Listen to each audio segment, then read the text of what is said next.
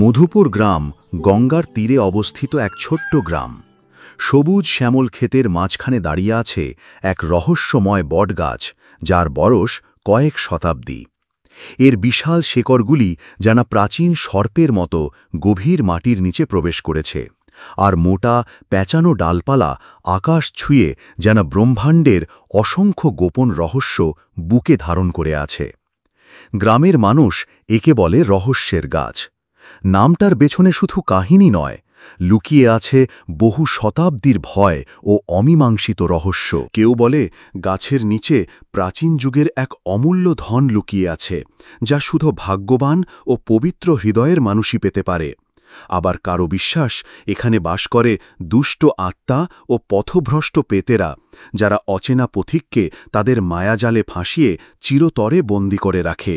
এই গ্রামেই থাকত রামু, এক গরিব কৃষক।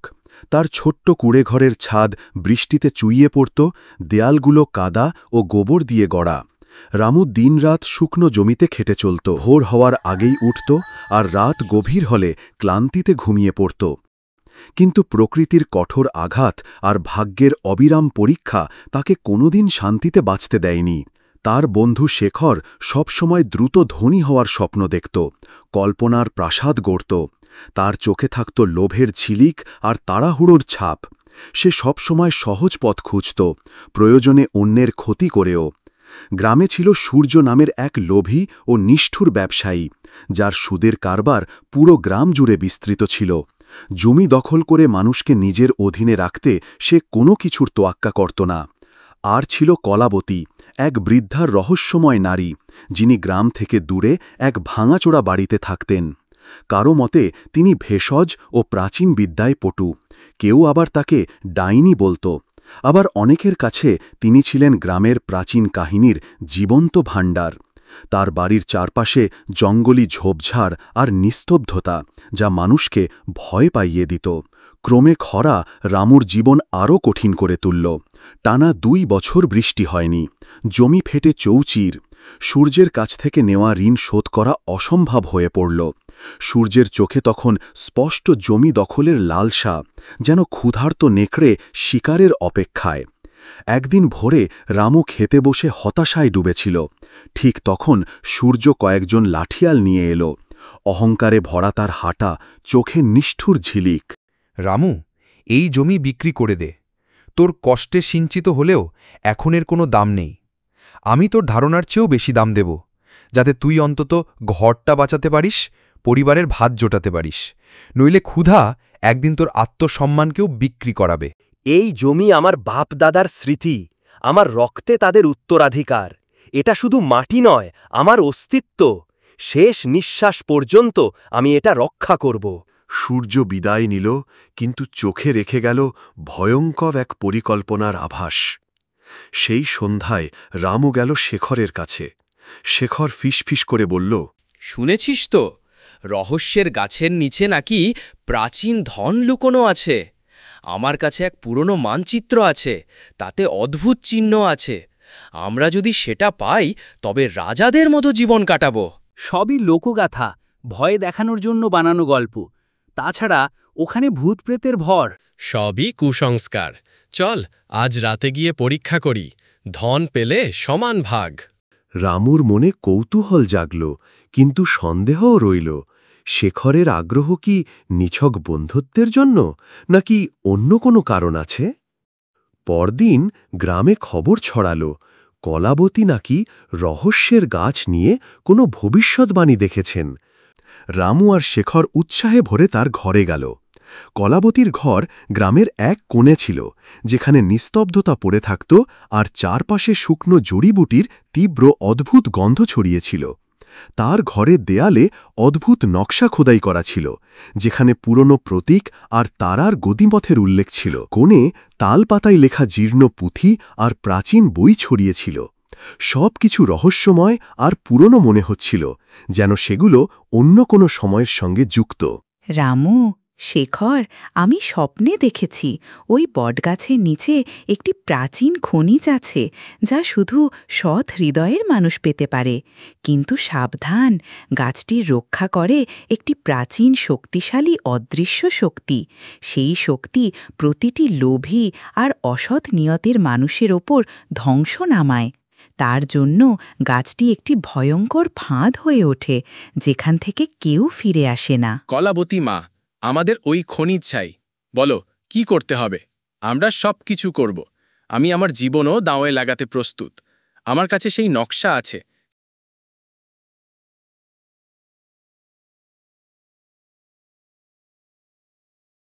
কলাবতী একটি পুরনো জীর্ণ বই বের করলেন, যার পাতা হলুদ হয়ে গিয়েছিল। তাতে অদ্ভুত ভাষায় কিছু লেখা ছিল যা কেউ পড়তে পারত না। এই বইয়ে লেখা আছে, খনিজ পেতে 3টি জিনিস লাগবে: সাহস, বিশ্বাস আর ত্যাগ। কিন্তু পথটি প্রতারণা আর মায়াজালে ভরা। প্রতি পদে পরীক্ষা হবে, প্রতিটি মোড়ে ফাঁদ পাতা থাকবে যা তোমার আত্মাকে পরীক্ষা করবে। তিনি একটি পাতা দেখালেন, যেখানে একটি জটিল প্রতীক ছিল, যা শেখরের নকশার প্রতীকের মতোই। এই প্রতীক আমাদের সঠিক পথ দেখাবে, কিন্তু এটি বোঝা সহজ নয়। এটি শুধু তাদের জন্য যারা এটি বোঝার যোগ্য। যে এই প্রতীক বুঝবে সেই প্রথম পদক্ষেপ নিতে পারবে। তিনি পাতাটি আবার লুকিয়ে ফেললেন। রামু কলাবতীর কথায় পুরোপুরি ভরসা করতে পারল না। তার মনে হল কলাবতী কোনো খেল খেলছে বা তাকে বিভ্রান্ত করছে। কলাবতী মা, তুমি এসব কিভাবে জানলে? তুমি কি আমাদের বোকা বানাচ্ছ, নাকি আমাদের কোনো ফাঁদে ফেলতে চাও? এসব কি শুধুই গল্প, নাকি অন্য কিছু? রামু, সত্য জানতে সাহস লাগে, আর আমার উপর ভরসা করতেও। যদি তুমি প্রস্তুত হও আর তোমার নিয়ত পরিষ্কার হয়, তাহলে আজ রাতে আমরা গাছের কাছে যাব। সেখানে তোমরা প্রথম সংকেত পাবে, একটি সংকেত যা বলবে তুমি সঠিক পথে আছো কিনা। আর তোমার সামনে প্রথম ধাঁধা আসবে। কলাবতী আবার সেই পাতায় হাত রাখলেন, যেখানে প্রতীক ছিল। এক মুহূর্তের জন্য তার চোখে এক অদ্ভুত ঝিলিক দেখা গেল, যেন তিনি কোনো গভীর রহস্য লুকাচ্ছেন বা তিনি নিজেই সেই রহস্যের অংশ। রামুর মনে হল তিনি আরও কিছু লুকিয়েছেন, এমন কিছু যা এই গল্পটিকে পুরোপুরি বদলে দিতে পারে। রামু, শেখর আর কলাবতী রাতে গাছের কাছে যাওয়ার পরিকল্পনা করল। সূর্যের কানে এই খবর পৌঁছে গেল, কারণ তার গুপ্তচর গ্রাম জুড়ে ছড়িয়েছিল, যারা তাকে প্রতিটি ছোট বড় খবর দিত। সে চুপিসারে তাদের পিছু নিল। তার নিয়ত ছিল খনিজের ওপর, আর সে যে কোনো মূল্যে তা পেতে চায়, এমনকি কারো প্রাণ নিতে হলেও। রাতের অন্ধকারে বটগাছটি আগের চেয়ে আরও ভয়ঙ্কর দেখাচ্ছিল। এর বিশাল শিকড়গুলো সাপের মতো মাটিতে ছড়িয়েছিল, যা অন্ধকারে আরও ভীতিকর মনে হচ্ছিল। মোটা শাখাগুলো আকাশ ছুঁয়েছিল, যেন সেগুলো ভয়ঙ্কর হাত যা তাদের টেনে নিচ্ছে বা ছিঁড়ে ফেলতে প্রস্তুত। রামুর হৃৎপিণ্ড জোরে জোরে ধকধক করছিল। তার মায়ের বলা ভয়ঙ্কর গল্পগুলো মনে পড়ছিল, যেখানে গাছটি আত্মাদের ঘর আর এর শিকড় নরকের পথ। এই জায়গাটা ঠিক মনে হচ্ছে না। আমার কেমন অদ্ভুত লাগছে। আমাদের ফিরে যাওয়া উচিত। এটা মজা নয়। এখানে কোনো অদৃশ্য শক্তি আছে যা আমাদের ভেতরে ঢুকতে দেবে না। আরে, এখন পিছু হটবি না। খনিজ আমাদের সামনে। ভেবেছিলাম তুই সাহসী। তুই কি এই গল্পগুলোর ভয় পেয়ে গেলি? এটা শুধু বাতাসের শব্দ। দুজনেই চুপ করো। আমাদের বইয়ের নির্দেশ মানতে হবে। বিশ্বাস ভাঙলে খনিজ কখনো পাবে না। মনোযোগ দিয়ে দেখো, গাছ তোমাদের ডাকছে। এটা তোমাদের পথ দেখাবে, কিন্তু তোমাদের আত্মাকে পবিত্র রাখতে হবে। কালাবতী তার জীর্ণ বই খুললেন এবং একটি পুরনো জটিল মন্ত্র পড়লেন, যার ভাষা কেউ বুঝতে পারছিল না, কিন্তু তার গুঞ্জন হৃদয়কে কাঁপিয়ে দিচ্ছিল। মন্ত্র শেষ হতেই হঠাৎ গাছের শিকড়ের কাছে মাটি কাঁপতে শুরু করল, যেন নিচে কিছু নড়ছে আর মাটি উঠে আসছে। এক অদ্ভুত আলোর সঙ্গে একটি পুরনো মরচে পড়া তালা দেখা গেল, যা মাটিতে গাঁথা ছিল এবং অদ্ভুত প্রতীকে সজ্জিত, যা অন্ধকারে জ্বলজ্বল করছিল, যেন সেগুলো জীবন্ত। দেখলি রামু, আমি বলেছিলাম না, খনি যেখানেই আছে আমরা ধনী হতে চলেছি। আমাদের সব দুঃখ দূর হবে। এখন শুধু এটা খুলতে হবে। এই তালা খুলতে 3টি জিনিস লাগবে: একজন সাহসীর রক্ত, একজন বিশ্বাসীর অশ্রু, আরেকটি ত্যাগ। এই 3টি জিনিস পবিত্র ভাবনার সঙ্গে একসঙ্গে অর্পণ করতে হবে। যদি কোনো লোভ বা স্বার্থ এটাকে ভাঙে, আর খনিজের রক্ষক তোমাদের কখনো ক্ষমা করবে না।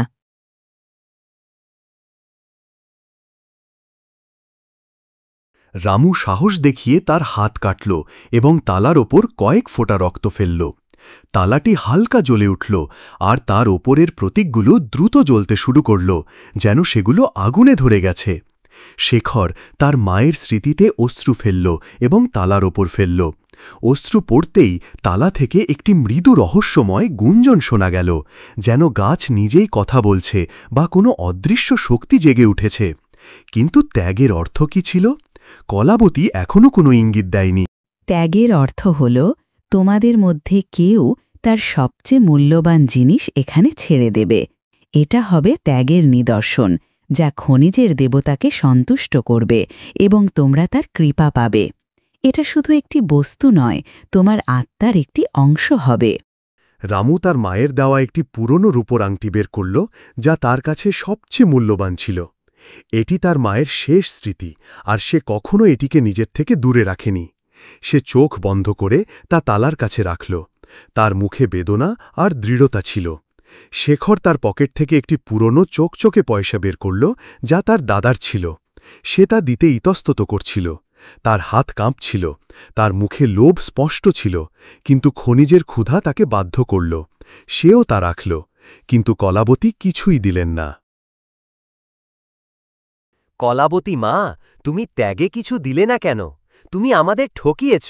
এটা কেমন ত্যাগ? আমার ত্যাগ হল আমার সময়, যা আমি তোমাদের দিচ্ছি, আর আমার জ্ঞান, যা আমি এই যাত্রায় তোমাদের দিচ্ছি।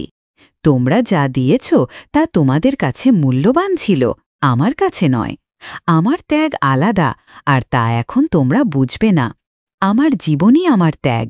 রামুর মনে সন্দেহ জাগল, কিন্তু তখনই তালাটি এক তীব্র গর্জনের মতো শব্দে খুলে গেল, যেন শতাব্দীর রহস্য উন্মোচিত হচ্ছে। মাটিও কাঁপতে শুরু করল। মাটিতে একটি গভীর অন্ধকার গর্ত দেখা গেল, যেখানে একটি চকচকে পুরনো সিন্দুক রাখা ছিল। এর ঝলকানি এত তীব্র ছিল যে চোখ ধাঁধিয়ে গেল, আর এটি থেকে একটি অদ্ভুত মিষ্টি সুগন্ধ বের হচ্ছিল, যা মনকে বিভ্রান্ত করতে পারে। কলাবতী ত্যাগ দেননি, তবু তালা খুলে গেল। তিনি কি মন্ত্রে কিছু লুকিয়েছিলেন, নাকি তার জ্ঞানের দাবি শুধুই একটা অজুহাত ছিল? তিনি কি এই দুজনকে শুধু পুতুল বানাচ্ছিলেন, নাকি তিনি খনিজের সঙ্গে যুক্ত কোনো গোপন পরিকল্পনার অংশ ছিলেন? তার জীবনের ত্যাগ কি সত্যিই তাই ছিল, নাকি আরও গভীর রহস্য ছিল? সিন্ধুকে কি ছিল? এটা কি সত্যিই খনিজ ছিল, নাকি অন্য কোনো রহস্য, কোনো ফাঁদ? সূর্য কি আসছে? গাছ কি কলাবতীকে এমন শক্তি দিয়েছিল যে তিনি ত্যাগ ছাড়াই তালা খুলতে পারেন? তখনই সূর্য হঠাৎ ঝোপঝাড় থেকে বেরিয়ে এলো। তার চোখে লোভ আর জয়ের ঝিলিক ছিল, যেন সেই তার চালে জিতে গেছে। তার পেছনে তার লাঠিয়ালরা ছিল, যারা অস্ত্রে সজ্জিত। এই খনিজ আমার, তোমরা সবাই বোকা বনেছ। আমি তোমাদের সবার ওপর নজর রেখেছিলাম। এখন তোমরা এখান থেকে বের হও, নইলে তোমাদের সবার পরিণতি খুব খারাপ হবে। সে শেখরকে জোরে ধাক্কা দিল। শেখর সামলাতে না পেরে মাটিতে পড়ে গেল। তার মাথা মাটিতে ঠোক্কর খেল, আর সে ব্যথায় কাতরাতে লাগল। সূর্য সিন্দুকের দিকে ছুটল। তার শ্বাস দ্রুত হচ্ছিল, আর তার চোখে শুধু ধনের ঝিলিক ছিল। সে কিছু দেখতে প্রস্তুত ছিল না, কিন্তু সে সিন্দুক স্পর্শ করতেই একটি তীব্র নীল আলো বের হল, যেন বিদ্যুৎ চমকাচ্ছে। সূর্য এক ভয়ঙ্কর চিৎকার করে অজ্ঞান হয়ে পড়ল। তার শরীর দ্রুত কাঁপতে লাগল। তার লাঠিয়ালরা ভয়ে পালিয়ে গেল। জীবন বাঁচাতে তারা তাদের অস্ত্রও ফেলে গেল। এটা কি হলো? এই সিন্দুক তো অভিশপ্ত। এটা ভূতপ্রেতের কাজ। আমাদের এখান থেকে পালাতে হবে, নইলে আমরাও এখানে আটকে যাব। আমি বলেছিলাম না, খনিজ শুধু সৎ হৃদয়ের মানুষই পেতে পারে। সূর্যের লোভ তাকে ডুবিয়েছে। এটা শুধু একটা সতর্ক বাণী, যা আসল খনিজের দিকে ইঙ্গিত করে। এই সিন্দুক শুধু অযোগ্যদের দূরে রাখে আর তাদের শিক্ষা দেয়। রামু সিন্দুক স্পর্শ করতে গেল, কিন্তু কলাবতী তাকে থামালেন। থামো রামু, এই সিন্দুক আসল খনিজ নয়, এটা শুধু একটা রক্ষক যা অযোগ্যদের দূরে রাখে। আসল খনিজ গাছের শিকড়ের আরও গভীরে লুকানো। আমাদের আরেকটি পরীক্ষা দিতে হবে, এমন একটি পরীক্ষা যা তোমার আত্মার গভীরতা পরীক্ষা করবে এবং তোমাকে তোমার গভীরতম ভয়ের মুখোমুখি হতে হবে। সূর্য চুপিসারে তাদের পিছু নিয়েছিল এবং খনিজ দখলের চেষ্টা করেছিল, কিন্তু সে নিজেই প্রতারণার শিকার হল। এই সিন্দুকটি ছিল একটি ফাঁদ, একটি পরীক্ষা যা লোভীদের দূরে রাখত এবং তাদের গভীর শিক্ষা দিত। আসল খনিজ কি ছিল? কালাবতী এসব কিভাবে জানতেন? তিনি কি গাছের রক্ষক শক্তির অংশ ছিলেন, নাকি তার নিজের কোনো গোপন জ্ঞান ছিল? পরবর্তী পরীক্ষা কি ছিল, আর রামু কি তা পাশ করতে পারবে? সিন্ধুকে কি আরও কোনো রহস্য লুকানো ছিল? কলাবতী তার জীর্ণ বই থেকে আরেকটি মন্ত্র পড়লেন, যা আগেরটির চেয়েও জটিল এবং পুরনো ছিল। তার কণ্ঠে এক অদ্ভুত গুঞ্জন ছিল। মন্ত্র শেষ হতেই গাছের শিকড় থেকে একটি ছোট চকচকে গাছ উঠল, যার ফুল সোনালি ছিল। তাদের থেকে একটি ঐশ্বরিক মনোমুগ্ধকর সুগন্ধ আসছিল, যা মনকে শান্ত করছিল। এই ফুলগুলো সাধারণ ফুলের থেকে সম্পূর্ণ আলাদা ছিল। তারা বাতাসে ভাসছিল, যেন তারা এই পৃথিবীর নয়, আর তাদের ঝলকানি অন্ধকারে পথ দেখাচ্ছিল, যেন তারা নিজেরাই আলো। এই ফুল অমর, এগুলো বিক্রি করে তুমি তোমার দারিদ্র্য দূর করতে পারো, কিন্তু শুধু সেই তা নিতে পারবে যার হৃদয় পরিষ্কার এবং যার মধ্যে কোনো লোভ নেই। যে লোভের সঙ্গে এগুলো স্পর্শ করবে সে এগুলো হারাবে এবং কখনো সুখ পাবে না, বরং তাকে ভয়ঙ্কর পরিণতি ভোগ করতে হবে। রামু একটি ফুল তুলল এবং শান্তি ও আনন্দ অনুভব করল। ফুলটি তার হাতে জ্বলতে লাগল, আর তার ঝলকানি রামুর মুখে এক অদ্ভুত আলো এনেছিল, যেন সে নিজেই আলোকিত হয়ে গেছে। শেখরও একটি ফুল নিল, কিন্তু তার ফুল তার হাতে আসতেই মরে গেল এবং ধুলোয় পরিণত হল। শেখরের মুখে হতাশা আর ক্রোধ স্পষ্ট ছিল, আর তার চোখে ভয়ঙ্কর বেদনা। এটা কি হলো? আমার ফুল কেন মরে গেল? কলাবতী মা, তুমি আমার সঙ্গে মিথ্যে বলেছ। তুমি আমাদের বোকা বানাচ্ছ। লোভ আর প্রতারণা তোমাকে কখনো সুখ দেবে না শেখর। এই ফুল শুধু তাদের জন্য যারা নিঃস্বার্থ এবং যাদের আত্মা পবিত্র। তোমার আত্মায় লোভ ভরা, তাই এই ফুল তোমাকে গ্রহণ করে না, বরং প্রত্যাখ্যান করে। কলাবতী মা, তুমি এসব কিভাবে জানলে? আর তুমি ত্যাগ কেন দিলে না? তুমি কে? তুমি কি এই গাছের রক্ষক? রামু, আমি তোমাদের পথ দেখিয়েছি। আমার ত্যাগ ছিল আমার সত্য। আমার বিশ্বাস ছিল যে তুমি এটা খুঁজে পাবে, আর তোমার মধ্যে সেই সত্য ছিল। আমি এই গাছের রক্ষক নই, কিন্তু আমি সেই প্রাচীন জ্ঞানের রক্ষক, যা এই খনিজের পথে নিয়ে যায়। আমার পূর্বপুরুষরা এই গাছ আর এর রহস্য সম্পর্কে জানতেন, আর তারা এই জ্ঞান প্রজন্ম থেকে প্রজন্মে হস্তান্তর করেছেন। আমি এই জ্ঞানের শেষ করি। শেখর ক্রুদ্ধ হয়ে উঠল।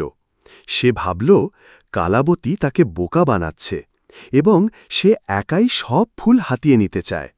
সে রামুকে বলল, রামু, এই কলাবতী মা আমাদের বোকা বানাচ্ছে। সব খনিজ সে নিজে নিতে চায়। এটা তার নাটক। আমাদের এখান থেকে পালাতে হবে। শেখর কালাবতীর ওপর হামলার চেষ্টা করল। তার চোখে ক্রোধ আর লোভ স্পষ্ট ছিল। সে তলোয়ারের মতো কলাবতীর দিকে ঝাঁপিয়ে পড়ল, কিন্তু তখনই গাছের শাখাগুলো দ্রুত নড়তে শুরু করল এবং এক অদ্ভুত ভয়ঙ্কর শব্দ গুঞ্জিত হল, যেন গাছ নিজেই কথা বলছে বা কোনো অদৃশ্য শক্তি শেখরকে সতর্ক করছে। শেখর ভয়ে পিছিয়ে গেল। তার শরীর কাঁপছিল, আর তার হাত থেকে তলোয়ার ছুটে গেল, যেন সেটি জ্বলছে। শেখর, তুই আমার বন্ধু, তবু তোর মধ্যে এত লোভ। কালাবতী মা ঠিক বলছেন, খনিজ সত্যের, লোভের নয়। তুই আমার বন্ধুত্বেরও অপমান করেছিস, আর এখন এই পবিত্র স্থানকেও অপবিত্র করছিস। শেখর তার ভুল স্বীকার করল, কিন্তু তার চোখে লোভ তখনও ছিল, এমন এক ক্ষুধা যা মিটছিল না, যেন সেটি তার রক্তে মিশে গেছে। সে চুপিসারে আরেকটি সোনালি ফুল তুলতে চেষ্টা করল, এবার আরও দ্রুত, ভেবে যে কেউ তাকে দেখছে না। সে ফুল তুলে গ্রামের দিকে পালানোর চেষ্টা করল, কিন্তু সে পালাতেই ফুলটি তার হাতে জ্বলতে শুরু করল এবং ছায়ে পরিণত হল। এক অদ্ভুত শক্তি তাকে পিছনে ঠেলে দিল, আর সে মাটিতে পড়ে গেল। তার শরীরে ভয়ঙ্কর ব্যথা শুরু হল, আর মনে হল তার আত্মা জ্বলছে। শেখর যখন মাটিতে পড়ে ব্যথায় কাতরাচ্ছিল, সূর্য, যে তখনও অজ্ঞান হয়ে পড়েছিল, ধীরে ধীরে উঠতে শুরু করল। তার চোখে প্রতিশোধের আগুন ছিল, যা আগের চেয়েও ভয়ঙ্কর। তার মুখে এক ভয়ঙ্কর হাসি ছিল। সে রামুকে দেখল, যার হাতে তখনও চকচকে সোনালি ফুল ছিল, আর তার চোখে ঈর্ষা স্পষ্ট ঝলকাচ্ছিল। তাহলে এটাই আসল খনিজ? আমি এটা ছাড়ব না, এটা আমার। এখন কেউ আমাকে আটকাতে পারবে না। সে রামুর ওপর হামলা করল। তার হাতে একটি পাথর ছিল। সে রামুকে মারতে চায়, কিন্তু এবার কালাবতী দ্রুত এগিয়ে এলেন। তার চলনে এক অদ্ভুত তৎপরতা ছিল, যেন তিনি বাতাসে ভাসছেন। তিনি আরেকটি মন্ত্র পড়লেন, আর গাছ থেকে কিছু বিশাল শিকড় বেরিয়ে এলো, যা সূর্যকে জড়িয়ে ধরল, যেন তারা তাকে গিলে ফেলতে প্রস্তুত। তার চিৎকার বাতাসে গুঞ্জিত হল। সূর্য চিৎকার করতে লাগল, তার কণ্ঠ জঙ্গলে গুঞ্জিত হল, কিন্তু সে নড়তে পারছিল না। লোভ তোমাকে সবসময় অন্ধকারের দিকে নিয়ে যাবে। সূর্য, এই কাজ তোমাকে ততক্ষণ ছাড়বে না যতক্ষণ তুমি তোমার পাপের প্রায়শ্চিত্ত না করো এবং তোমার নিয়ত পরিষ্কার না করো। প্রকৃতি কখনো অন্যায়ের সঙ্গ দেয় না, আর সে তার রক্ষকদের রক্ষা করে। রামু সূর্যকে দেখে তার প্রতি দয়া হল। সে কলাবতীকে বলল, কলাবতী মা, ওকে ছেড়ে দাও, ওকে একটা সুযোগ দাও।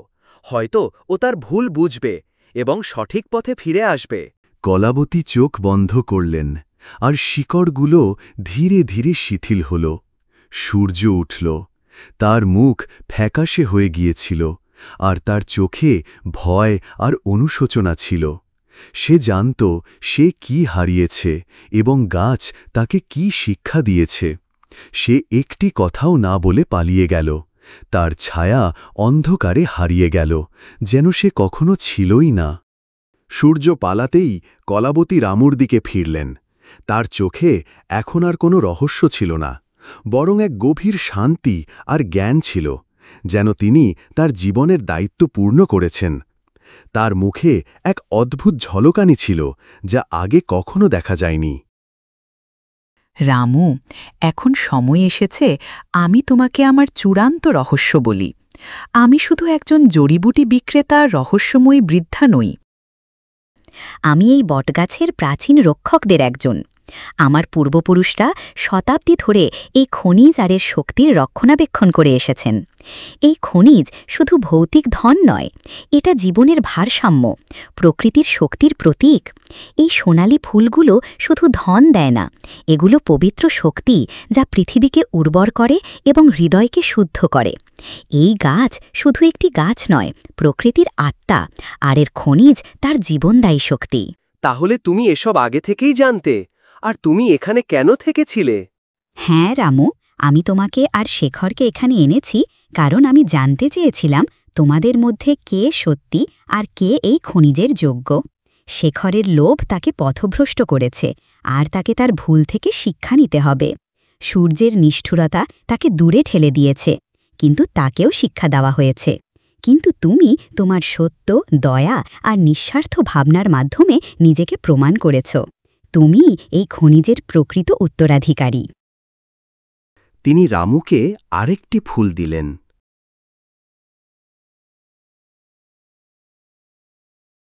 এই ফুলগুলো অসীম, যতক্ষণ এগুলো ভালোর জন্য ব্যবহার করা হবে। তুমি যখন এগুলো বিক্রি করবে, তখন এগুলো তোমার দারিদ্র্য দূর করবে। কিন্তু এদের আসল মূল্য তোমার পরিশ্রম আর সততার সঙ্গে বাড়বে, আর এগুলো তোমার আত্মাকে আরও শুদ্ধ করবে। কলাবতী তার চোখে এক অদ্ভুত ঝলকানি নিয়ে বললেন, আমার ত্যাগ ছিল এই খনিজের রহস্য এত বছর ধরে আমার মধ্যে লুকিয়ে রাখা। আমার দায়িত্ব ছিল সঠিক মানুষকে এই পথ দেখানো এবং এই প্রাচীন জ্ঞানকে এগিয়ে নিয়ে যাওয়া। এখন আমার দায়িত্ব শেষ হয়েছে। এই গাছের শক্তি আর এর জ্ঞান এখন তোমার সঙ্গে থাকবে। কলাবতীর শরীর ধীরে ধীরে স্বচ্ছ হতে শুরু করল এবং তারপর তিনি বাতাসে মিলিয়ে গেলেন, যেন তিনি কখনো ছিলেনই না বা যেন তিনি অন্য কোনো জগৎ থেকে এসেছিলেন এবং এখন তার আসল ঘরে ফিরে যাচ্ছেন। তার কণ্ঠ রামুর কানে গুঞ্জিত হতে থাকল। রামু একা দাঁড়িয়ে রইল। তার হাতে সোনালি ফুল ছিল, আর তার মনে এক গভীর রহস্য আর এক নতুন দায়িত্ব। সে অনুভব করল যে কলাবতী শুধু একজন বৃদ্ধা মহিলা ছিলেন না, তিনি প্রকৃতির একটি অংশ বা কোনো প্রাচীন আত্মা ছিলেন, যিনি এই খনিজের রক্ষক ছিলেন।